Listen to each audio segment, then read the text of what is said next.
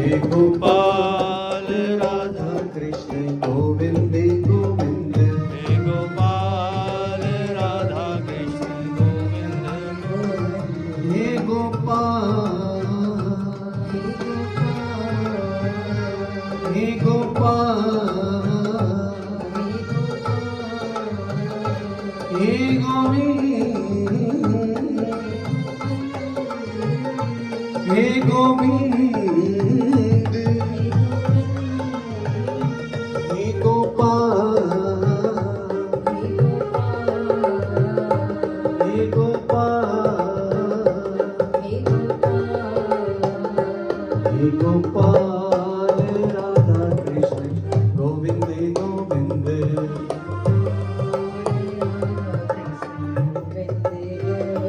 कृष्ण गोविंद गोविंद राधे गोविंद गोविंद कृष्ण गोविंद गोविंद राधे गोविंद कृष्ण गोविंद गोविंद राधे गोविंद गोविंद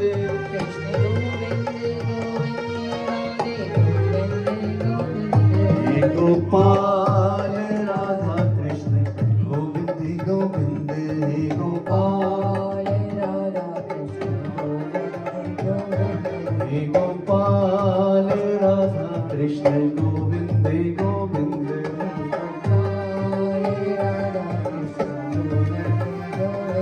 कृष्ण गोविंद गोविंद राधे गोविंद गोविंद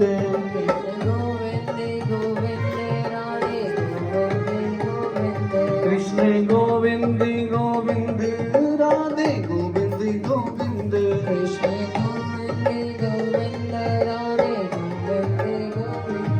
हे गोपाल राधा कृष्ण गोविंद गोविंद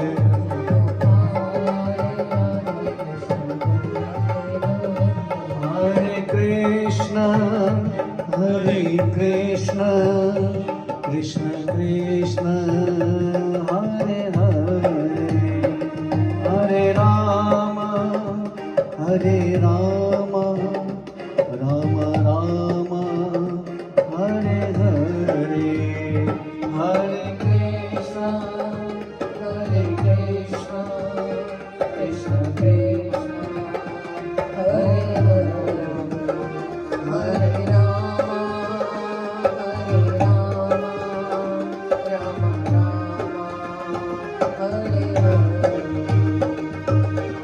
जय राधे जय राधे जय राधे जय श्री राधे जय राधे जय राधे जय राधे जय श्री राधे जय श्यामा जय श्यामा जय श्यामा जय श्री श्यामा जय श्यामा जय श्यामा जय श्यामा जय श्री श्यामा जय राधे जय राधे जय राधे जय श्री राधे जय श्यामा जय श्यामा जय श्यामा जय श्री श्यामा जय राधे जय श्री राधे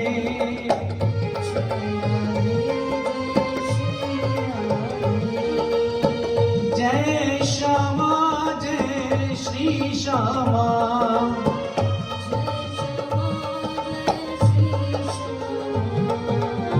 जय राधे जय राधे जय राधे जय श्री राधे जय श्यामा जय श्यामा जय श्यामा जय श्री श्यामा जय राधे जय राधे जय राधे जय श्री राधे जय श्यामा जय श्यामा जय श्यामा श्री श्री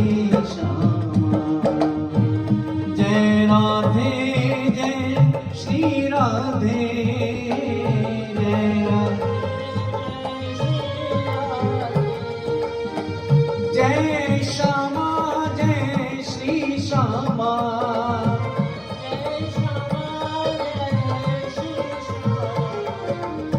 जय राधे जय राधे जय राधे जय श्री राधे जय श्यामा जय श्यामा जय श्यामा जय श्री श्यामा जय राधे जय राधे जय राधे जय श्री राधे जय श्यामा जय श्यामा जय श्यामा जय श्री श्यामा जय राधे जय राधे जय राधे जय श्री राधे जय श्यामा जय श्यामा जय श्यामा जय श्री श्यामा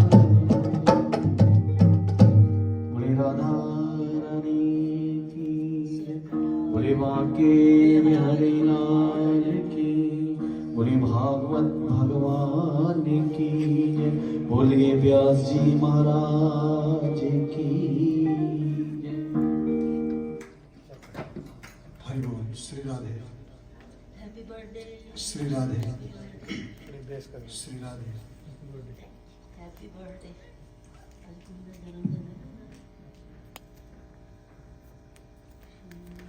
हरि बोल श्री राधे श्री राधे श्री राधे राधे श्री गणेशाय नमः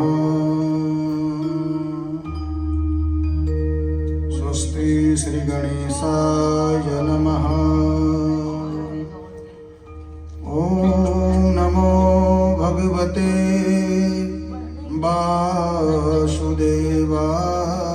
वासुदेवाय ध्येयं सदा परिभवग्नमविष्टदोहं तीर्थास्पदं शिवविरञ्चिनुतं शरण्यं भृत्यार्तिहं प्रणतपालभवाब्धिपोतं वन्दे महापुरुष ते चरणारविन्दम् त्यक्त्वा सुदुस्तजसुरेप्सितराज्यलक्ष्मीं धर्मिष्ठयार्यवचसा यदगादरण्यं मायामृगं दयितयेप्सितमन्मधावत् वन्दे महापुरुष ते चरणारविन्दम् वंशे विभूषितकरान्नवनीरधावत् पीताम्बरादरुणबिम्बफलाधरोष्टात् पूर्णेन्दुसुन्दरमुखादरविन्दनेत्रा कृष्णात् परं किमपि तत्त्वमहं न जाने कृष्णत्वदीयपदपङ्कजपञ्जरान्ते अद्यैव मे विशतु मानसि राजहंस प्राणप्रयाणसमये कपवातपित्तैः कण्ठावरोधनविदो स्मरणं कुतस्ते हस्ताभ्यां कलशद्वयामृतरसैराप्लावयन्तं शिरो द्वाभ्यां तौ दधतं मृगाक्षबलये द्वाभ्यां वहन्तं परम् अङ्कान्यस्तकरद्वयामृतघटं कैलासकान्तं शिवं स्वच्छाम्भोजगतं नवेन्दुमुकुटाभान्तं त्रिनेत्रं भजे हस्ते स्वस्तरुणीकराग्रविगलत्कलपप्रशोभनावृतं वस्तो प्रस्तुतवेणुनादलहरे निर्वाणनिर्व्याकुलम् स्रस्ता स्रस्ता निबद्धनि बिबिलसद्गोपी सहस्रावृतम् हस्तन्यस्तनतापवर्गमखिलोदारं किशोराकृते मनोजवं मारुततुल्यवेगं जितेन्द्रियं बुद्धिमतां वरिष्ठं वातात्मजं वानरयूतमुख्यं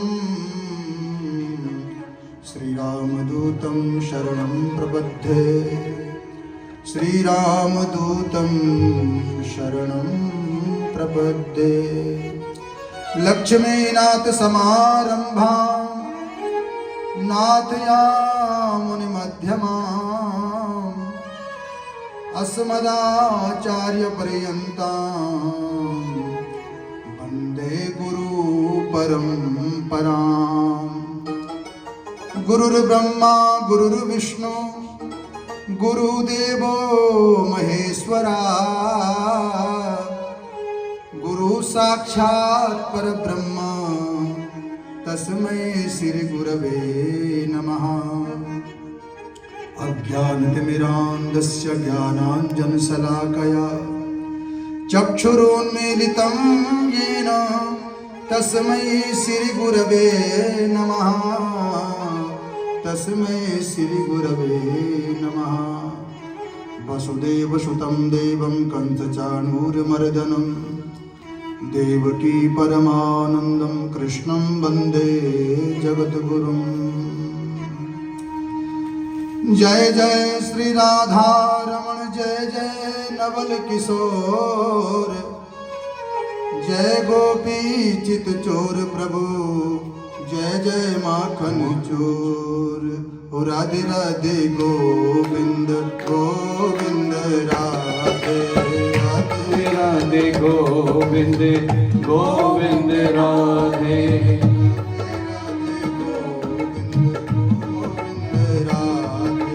राधे राधे गोविंद गोविंद राधे गोविंद राधे गोपाल राधे गोविंद राधे गोपाल राधे गोविंद राधे गोपाल राधे गोविंद राधे गोपाल राधे राधे राधे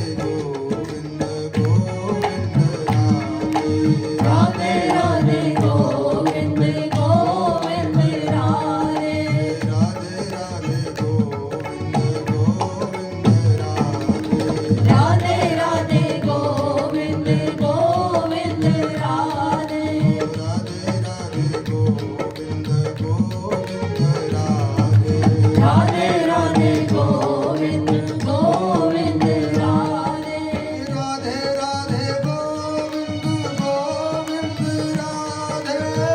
राधे राधे गोविंद गोविंद राधे राधे राधे गोविंद गोविंद राधे राधे राधे गोविंद गोविंद राधे राधे राधे गोविंद गोविंद राधे राधे राधे गोविंद गोविंद राधे राधे राधे गोविंद गोविंद राधे राधे राधे गोविंद गोविंद राधे राधे राधे गोविंद गोविंद राधे राधे राधे गोविंद गोविंद राधे राधे राधे गोविंद गोविंद राधे जय जय श्री राधे श्याम जय जय श्री राधे श्याम जय जय श्री राधे श्याम।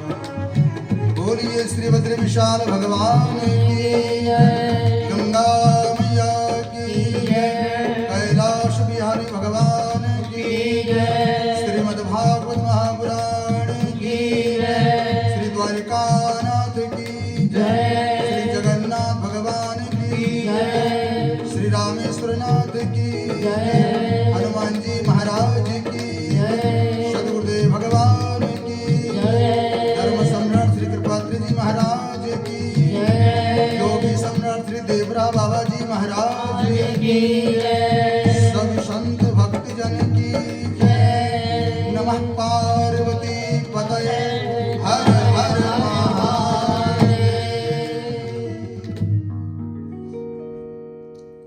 परम मंगलमय प्रातपर अखिलेश्वर कारण करुणा वर्णालय भक्तवांछित कल्पतरु तड़ित द्युति नित्य श्री पीताम्बर धारी बालकृष्ण लाल की दिव्य मूर्ति दिव्य श्रीमद् भागवत महापुराण जी उपस्थित विद्वत विप्र समाज संगीतज्ञ एवं मंदिर प्रबंधक समिति एवं मेरे भाई बहन, भगवान की अपार कृपा से इस घोर कलिकाल में दिव्य सत्संग की प्राप्ति हो रही है। भागवत की कथा। मानव जीवन तभी सार्थक होता है जब हम अपने जीवन में सत्संग करें।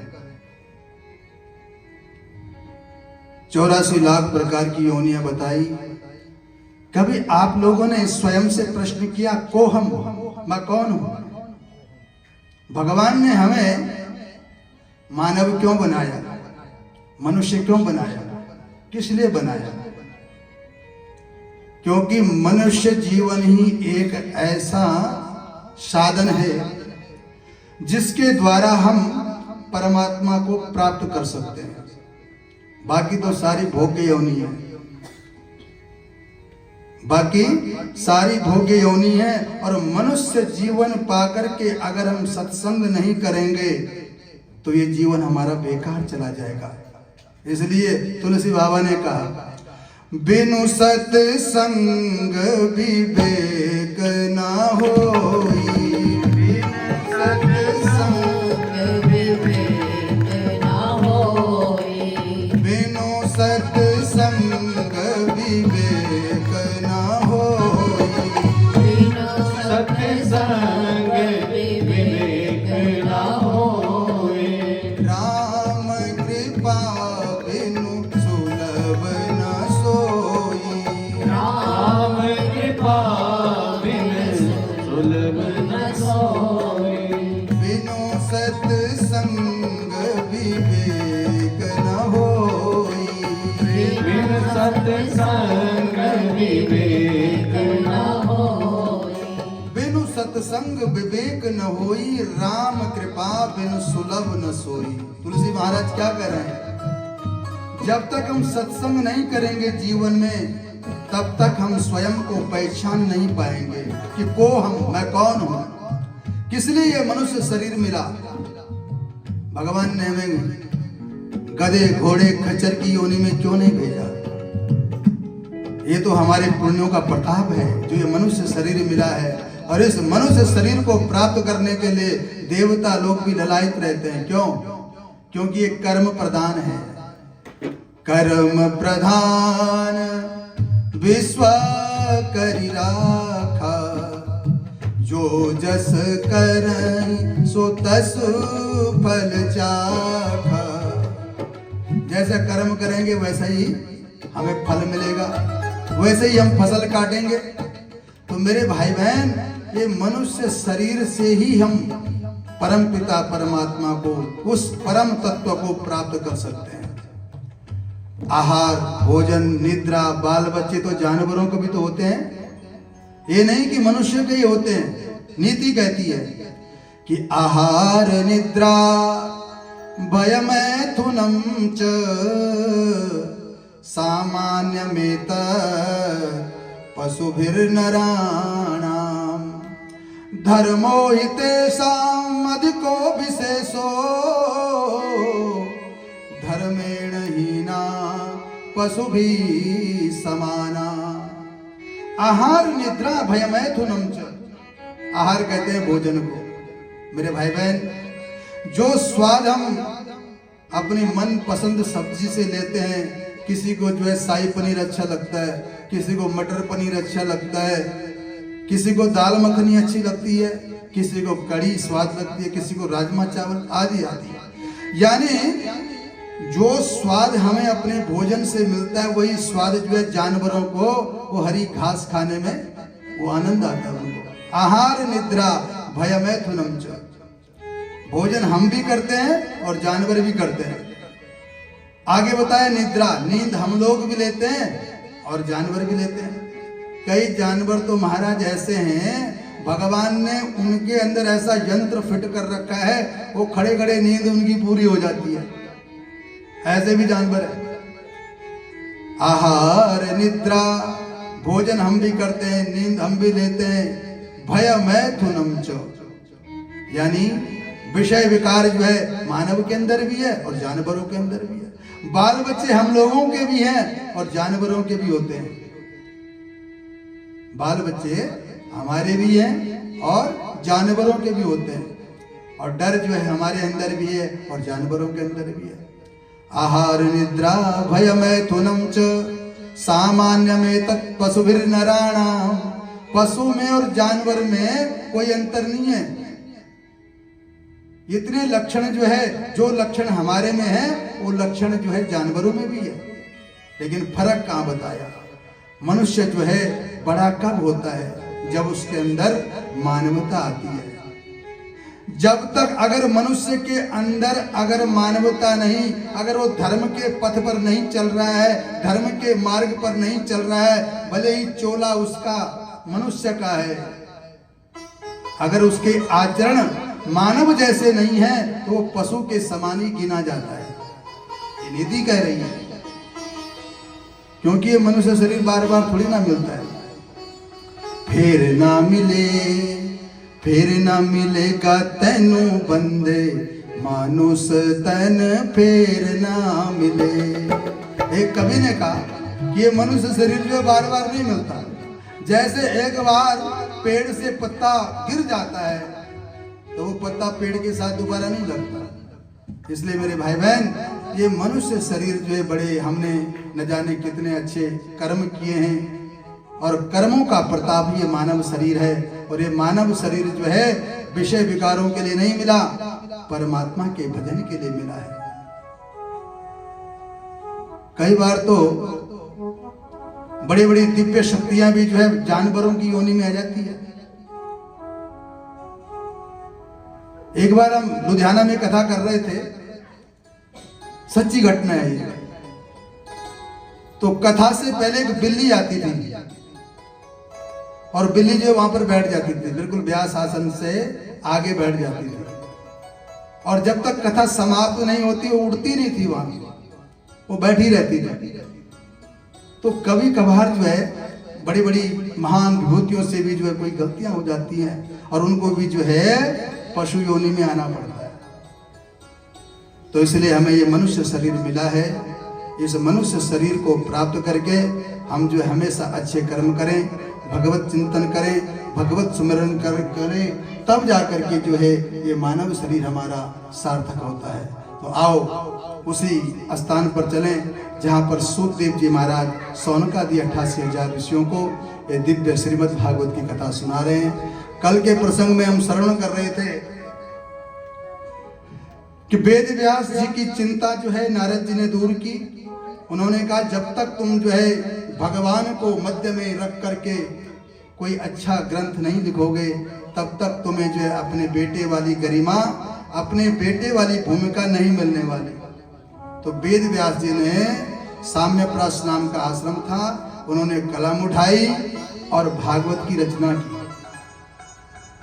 भागवत की रचना की। अब आप ये बताओ, पिता की संपत्ति पर सबसे पहले अधिकार किसका होता है? बेटे का अधिकार होता है। और सुखदेव स्वामी को वेद व्यास जी भागवत को पढ़ाना चाहते थे, लेकिन सुखदेव स्वामी तो यम प्रव्रजंत मनुपेत मपेत कृत्यम द्वैपायनो विरह कातर आजुहावा पुत्रेति तन्मयतया तरवो विनेदु तम सर्वभूत हृदय मुनिमान तोस्मि। प्रकट होते ही, जन्म लेते ही जो है ना पिताजी की तरफ देखा, ना माँ की तरफ देखा, भगवान के भजन के लिए चले गए थे।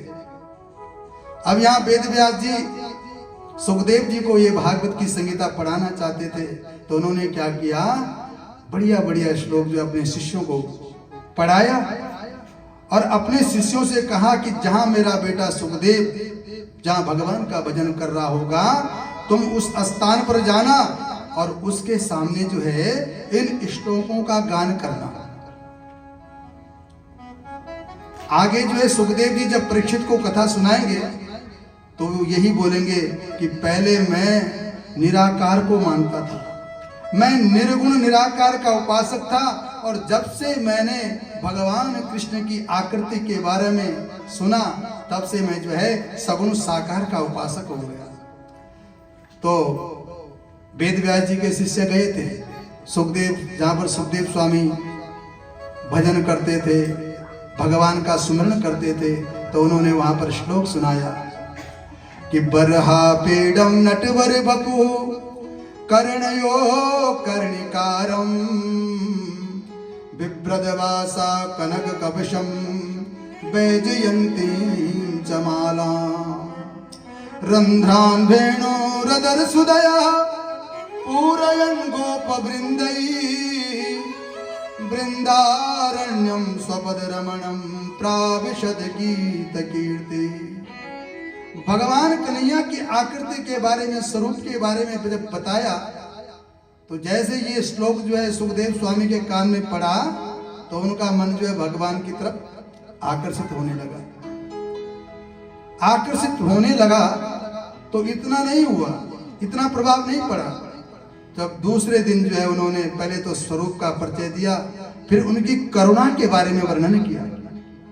जब दूसरा श्लोक सुनाया कि अहो वकीयम स्तन कालकूटम जिंघासया पाययदप्य साध्वी लेवी गतिम, कि अहो वकीयम स्तन कालकूटम, यानी उस बकी की बहन जो पूतना भगवान को मारने के लिए आई थी, अपने स्तनों में जहर लगा करके, और भगवान ने वही लोक जो है उसको प्रदान किया, जो लोक जो है माता यशोदा को और माँ देवकी को प्रदान किया।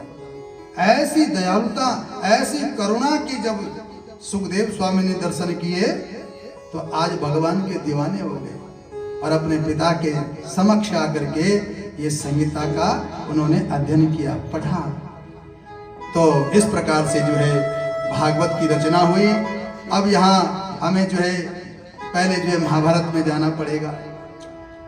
तो सूतदेव जी कहते हैं यथा मृदे कौरव सृंजयानाम वीरे स्वतो वीर गति गतेषु वीरे स्वतो वीर गतिम गतेषु वृकोदरा विद्ध गदा विमर्श भगनोरुदंड धृतराष्ट्र पुत्रे।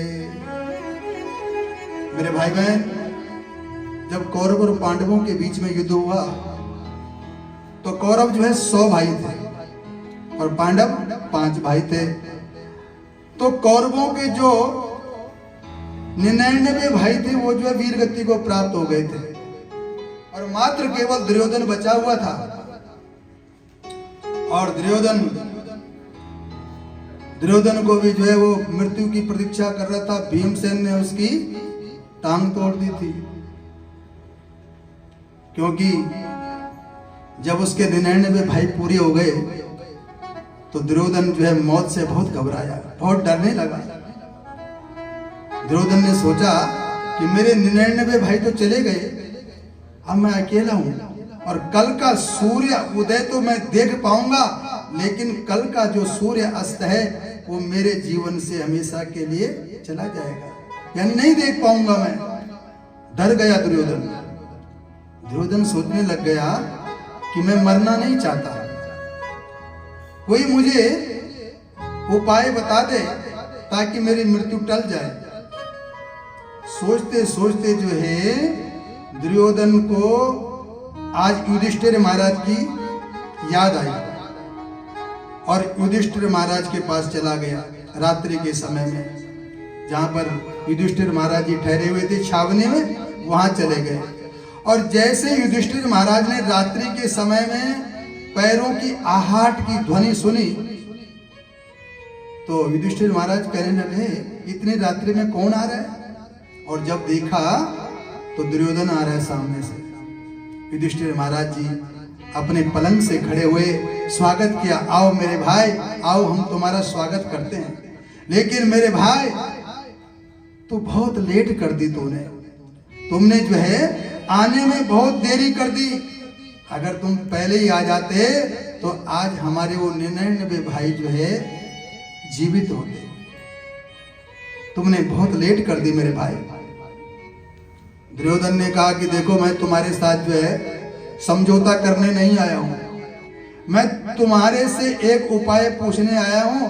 तुम मेरे प्रश्न का जवाब दो, फिर मैं अपने काम के लिए जहां से मैं आया हूं वहीं चला जाऊंगा। युधिष्ठिर महाराज ने कहा बताओ क्या है, तुम क्या चाहते हो? तो दुर्योधन ने कहा कि भैया मुझे मृत्यु से बहुत डर लग रहा है, अगर तुम्हारे पास कोई दवाई है कि मेरी मृत्यु ना हो तो आप बता दो मुझे। क्योंकि दुर्योधन जानता था कि युधिष्ठिर जो है सत्यवादी है, कभी झूठ नहीं बोलेगा। तो जब इस प्रकार से दुर्योधन ने कहा तो युधिष्ठिर महाराज कहने लगे भैया दवाई तो तुम्हारे घर में ही है, तुम बाहर ढूंढ रहे हो दवाई को। दुर्योधन ने कहा नहीं भैया मैं समझा नहीं, मुझे साफ साफ बताओ। कहा अगर बड़ी मां अपने आंखों से पट्टी खोल करके तुम्हारे शरीर को निहार ले, देख ले एक बार, तो तुम्हारा शरीर वज्र का हो जाएगा और तुम्हें मारने वाला कोई नहीं होगा, तुम्हें कोई मार नहीं सकता।